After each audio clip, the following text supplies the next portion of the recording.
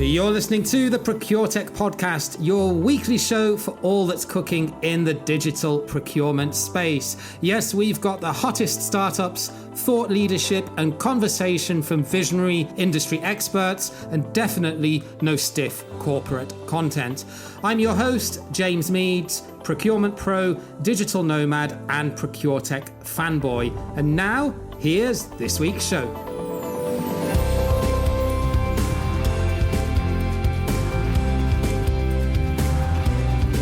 Yes, welcome to another weekly show of the ProcureTech podcast. It's your weekly dose of inspiration to make your procurement role that little bit more rewarding and exciting, because procurement tech can do so many things. It can increase compliance, it can improve our data, it can help us be more strategic, it can facilitate better relationships with stakeholders, it can get us to decisions faster than it otherwise would have been possible using Excel and SharePoint. It really is a diverse ecosystem of different technology that can help us be more efficient and more effective. And in that light, we're kicking off a bit of a mini series this week of e-sourcing platforms. And all of these platforms that we're going to feature are in some way or another connected to the e-sourcing ecosystem. May not be all that they do, but it's certainly the lion's share of the offering that each of these platforms can offer to their end user. But before we do, just a quick note from me before we dive into this week's show, that I recently kicked off with the ProcureTech podcast a monthly newsletter, which brings you all of the updates and goings on in the procurement tech space, as well as some input from some industry thought leaders out there who have very kindly agreed to collaborate with me and give me little snippets of information each month that I can share with the audience. If you'd like to grab that, then just head over to procuretechpodcast.com/newsletter and sign up there. There's also a link pinned to our LinkedIn page as well. So as I mentioned, this is part of a mini-series on e-sourcing tools. And one of those who I'd like to welcome to the show this week is Archlet. So Lukas Wawrla and Tim Grunow, both co-founders of Archlet, a very warm welcome to the ProcureTech podcast. Hi, James. Hi, James. Thank you so much for having us.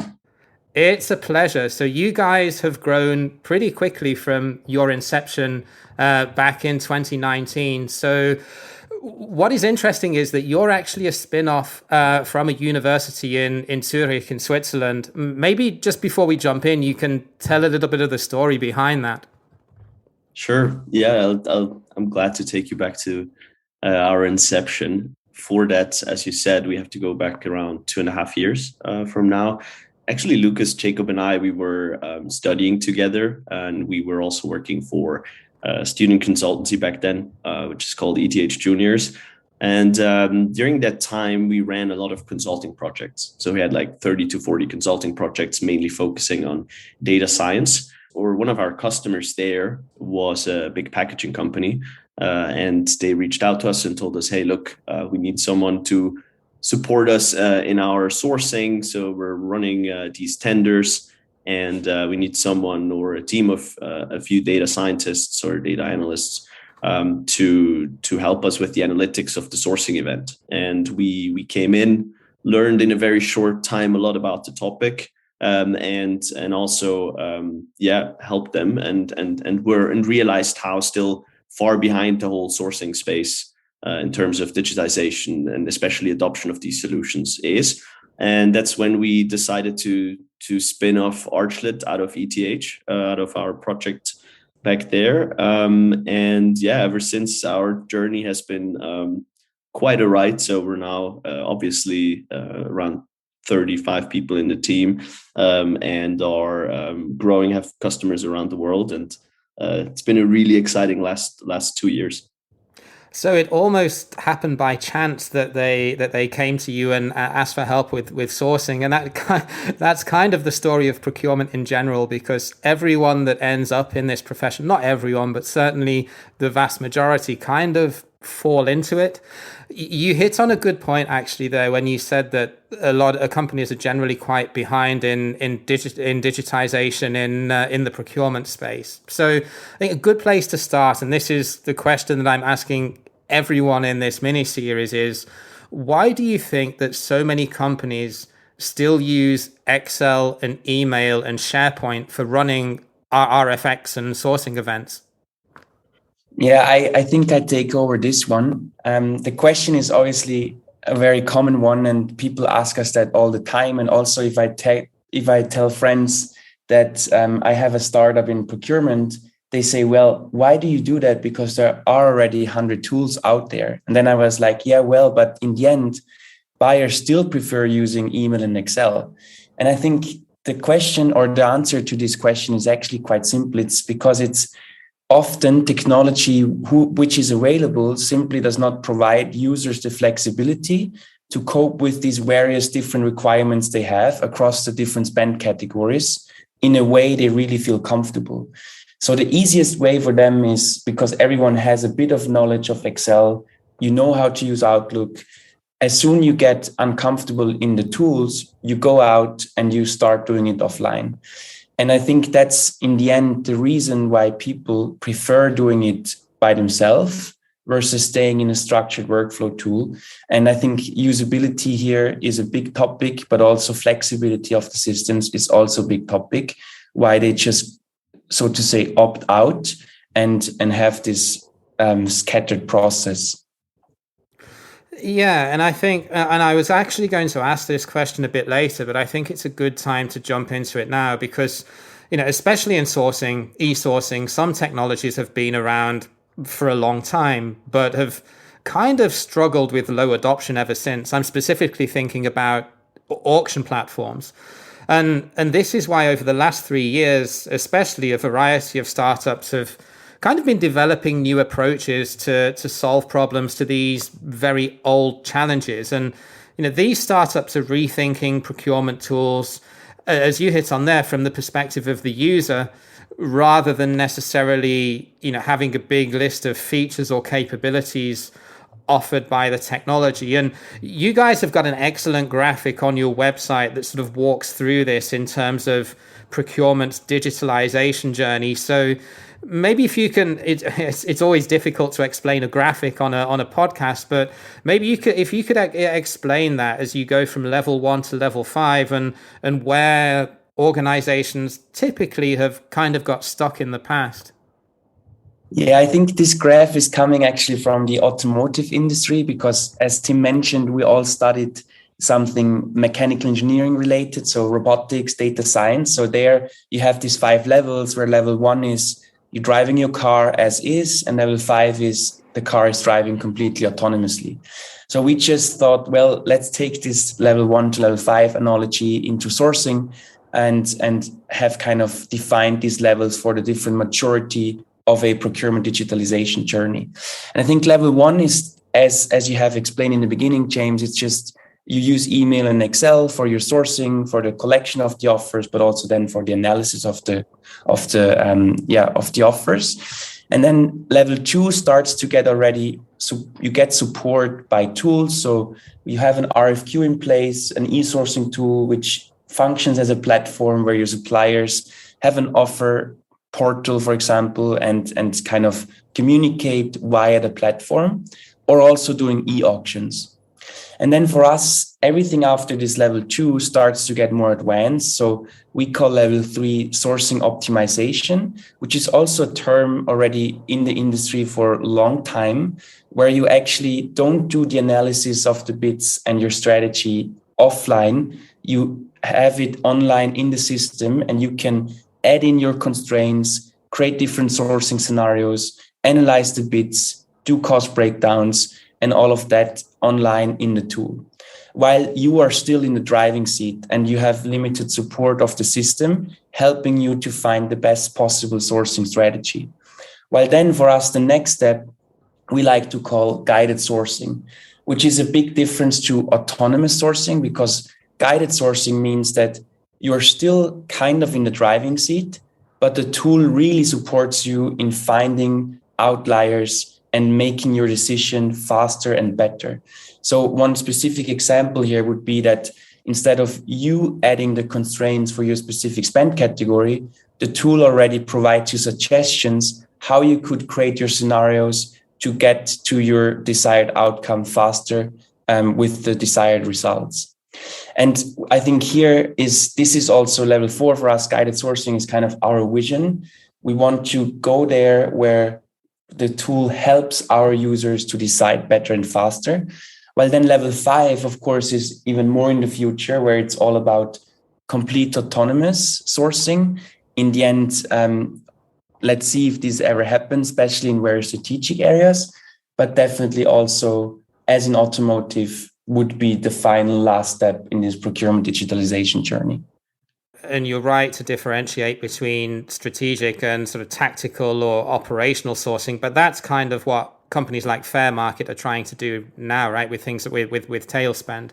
So, I mean, I guess the problem that most organizations face is if you're looking at sort of eRFQs, e-auctions, and then sourcing optimization and even guiding sourcing to some extent, some platforms out there can do that, but they're either not particularly user-friendly, or you're still then reliant on exporting a lot of that data into something like Excel to be able to then do your if this then that type of sort of scenario adjustments for any results that you have. So I think what then with what you've developed with Archlet, what differentiates yourselves from the other e-sourcing tools, and what do you then see as your USP? Because you talk a lot on your website about e-sourcing not just being about price, which I think I definitely resonate with that, and I think that will be more and more apparent in future, especially with things like security of supply and this law that's coming in Germany around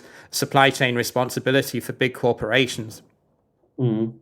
Yeah, good question. I mean, after all, as Lukas already has touched a little bit upon right now, we really focus on the user, right? So we really, I guess, from a historic perspective, most of the sourcing tools that have been in place, and also are part of these large suite solutions, they usually are very process centric, and I think we're tackling the whole problem here from a little bit of a different angle by really focusing on the user, but also consumerizing the approach to some extent, right? So we're not going to create every little or itty bitty feature in that sense that creates 100% of the value for every tender, but rather focus on the 95% of creating 95% of value for 95% of all the tenders, right? So going a little bit away from because the sourcing optimization tools and sourcing analytics tools that are in the space as of today, they're usually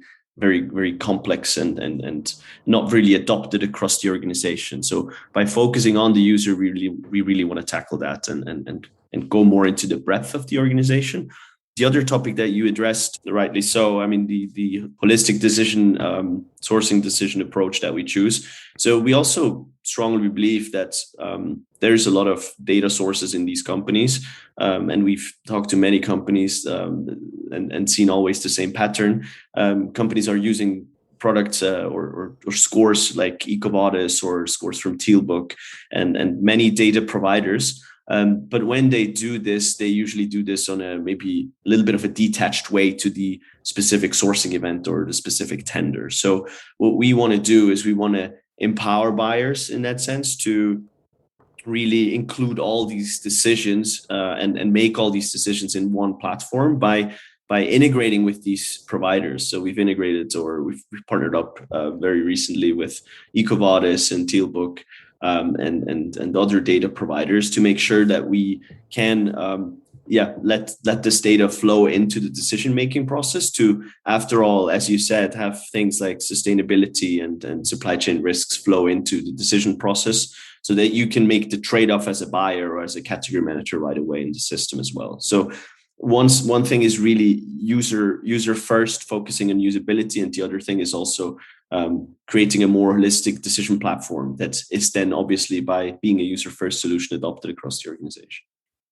So just a quick interlude, because there are a couple of things that I really want to make you aware of, because I think they will be valuable for you. So number one, we now have a monthly newsletter where we bring you curated content of everything that's happening in the digital procurement space. If you want to get that, just head to procuretechpodcast.com/newsletter, enter your name and email, and we'll get that delivered straight to your inbox.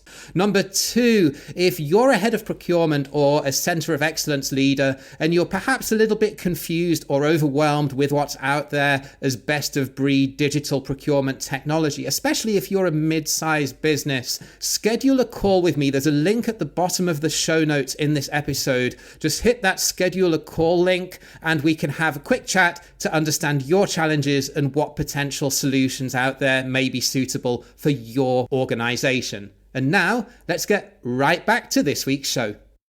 I think there are two separate segments to this, because data silos is definitely a problem. And you've got then kind of things like performance and risk, sustainability, diversity. They're often already captured in appropriate systems to some extent, but they're rarely integrated into an organization's e-sourcing tool, and then they have to be sort of bolted on afterwards into any decision-making process. But the same is also true for external data factors that also influence a sourcing decision. So, things like commodity pricing or benchmarking, and even soft things like stakeholder evaluations that come into play around how they subjectively perceive a supplier's performance to be. And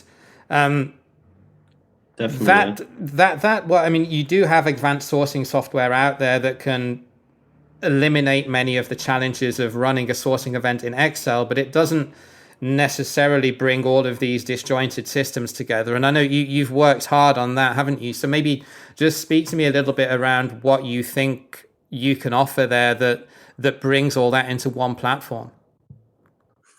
Yeah, I think, Tim, if I may quickly, we always talk about scenario-based thinking, where we try to also empower buyers to not only look at price, by either we actively propose certain KPIs they should consider for a certain category. So I give you one specific example.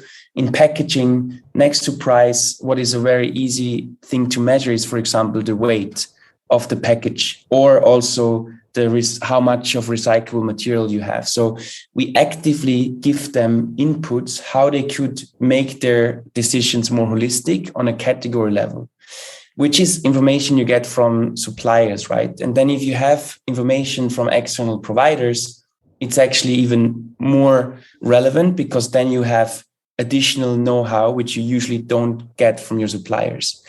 And I guess what is just important for us is that you at least have the data points to make conversations which are not only about price, and then also really test these things, and maybe test a scenario where you have different sources of supply, or different demand patterns, weighting different selection criteria, etc. So just to make sure that you get these data in your decision making, and then also use them in your discussions, because I feel like buyers often, of course, they are incentivized by their bonuses. If they get more savings, they get more bonuses. But I also strongly believe that in the future, maybe a KPI of a buyer will be, if you save this amount of CO2, or if you can reduce the weight of the packages by X, you get also incentivized by a bonus in terms of money or something else. So we strongly believe that this will shift, and we want to be ready. And that's why we partner with additional companies to make sure that we can provide these data points which are needed for this holistic decision making. So it's not only enabling the sourcing manager to be able to do that scenario-based thinking inside the tool, and to bring all of these disparate data points together into one platform. It's also, as part of the RFP process, incentivizing the supplier really to come up with innovation, and rather than it just being a predominantly price-based discussion, they're able to submit innovations not just in a PowerPoint presentation, but I assume in part of a total value proposition or weighted analysis of a bid. Yes, exactly. I mean, there's this term often used, it's called expressive bidding, which I think is already used in several systems many years ago. And we just want to make it as easy as possible that actually buyer or suppliers really also do it and come up with different solutions and give you also inputs how you can drive sustainability in categories, because often suppliers know it better than buyers, which I shouldn't say probably, but it's true, because they're not they get these questions from many sides, and they all have to find solutions how to satisfy the customers of their buyers, right? So it's basically, it should be not only a one-sided direction or one-sided discussion. We have to involve everyone in that shift. Yeah, and I think you're absolutely right that often the seller is in a stronger position than the buyer in terms of data that they have around them, because, as we all know, in procurement, sales data is usually a lot better than purchase data through the nature of how companies typically saw sales historically as being way more strategic and important, and certainly got a lot more investment in systems than procurement ever did. So by enabling these holistic sourcing decisions that can balance commercial factors and business requirements, internal discussions through that nature then become more fact-based and quantifiable, which one would assume, or one would hope, that then in turn helps to raise or to elevate the profile and the reputation and the perception of what procurement does in an organization. So, I mean, now that you've been going a couple of years and you've got some big reference customers now, are you finding from existing customers that stakeholders that are not in procurement are now more engaged in a sourcing process when it's being run through Archlet? Because I guess specifically for them, it takes the focus off price first auctions and RFPs. And, that's always the major criticism of other departments of procurement, that they just go after the lowest price. So are you seeing that sort of internal customer satisfaction of the value that procurement delivers using this tool as sort of facilitating better relationships?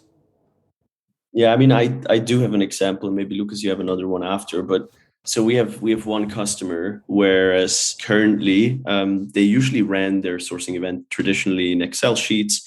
And then it was usually, a very cumbersome process to analyze the bids after the sourcing event and then to finally decide who to work with. And what's cool to see now is that they, in their company, they actually do have, as a part of their procurement excellence team, they do have a function where they can, they have someone who's mainly in charge of bringing game theoretical approaches into negotiation design. And this person is now much more involved than before with the buyers to figure out how they can run their negotiations, because all of a sudden they have capabilities that they didn't have before, right? So they now can collect and analyze the data much quicker. They know exactly how much on a line item level, what supplier is away from the best quoted price for a specific line item. They can look at other parameters as well, and then include all of this or take all of this information and design a negotiation scheme with their suppliers. And that is something that is very nice for us to see, because it brings that collaborative aspect that we really want to push with also the user first approach into this business. And it enables these buyers and teams in that sense to really make like better negotiations and create ultimately a lot of savings out of these events. But as you said also before, it still allows them also to maybe also be more transparent to their suppliers in the sense that suppliers can quote things like lead time and payment terms and maybe differentiate through this. And it gives them just a whole new perspective on the whole decision-making process in their sourcing.